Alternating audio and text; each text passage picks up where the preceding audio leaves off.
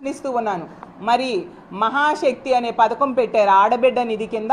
ప్రతి నెల 1500 రూపాయలు 19 సంవత్సరాల నుంచి 59 సంవత్సరాల మధ్య ఉన్న మహిళలకు ఇస్తామని చెప్పి, మరి 15 నెలలు అయింది కదా, ఏ ఒక్క మహిళకైనా మీరు ఆడబిడ్డ నిధి ఇచ్చారా అని నేను అడుగుతున్నాను.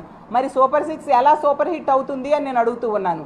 అలాగే ఫ్రీ బస్సులో 11 రకాల బస్సులకు అవకాశం ఇవ్వకుండా కేవలం 5 రకాల బస్సుల్లో ఎక్కే అవకాశం ఇచ్చిన మీరు ఫ్రీ బస్ పథకం ఎలా సూపర్ హిట్ అవుతుంది అని నేను అడుగుతూ ఉన్నాను.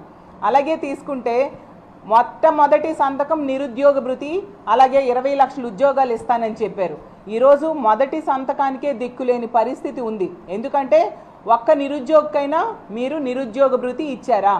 ఒక్క ఉద్యోగమేనా ఒక నిరుద్యోగికి ఇచ్చారా అని నేను అడుగుతున్నాను. మరి సూపర్ 6 ఎలా సూపర్ హిట్ అవుతుంది అని నేను అడుగుతూ ఉన్నాను.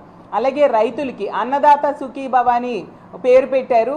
మొత్తం కేంద్రంతో సంబంధం లేకుండా 20,000 రూపాయలు ఇస్తానని చెప్పి ఎన్నికల టైంలో చెప్పి ఈరోజు కేంద్రంతో కలిపి ఇస్తానని చెప్పడమే కాకుండా మొదటి ఏడాది ఎగ్గొట్టి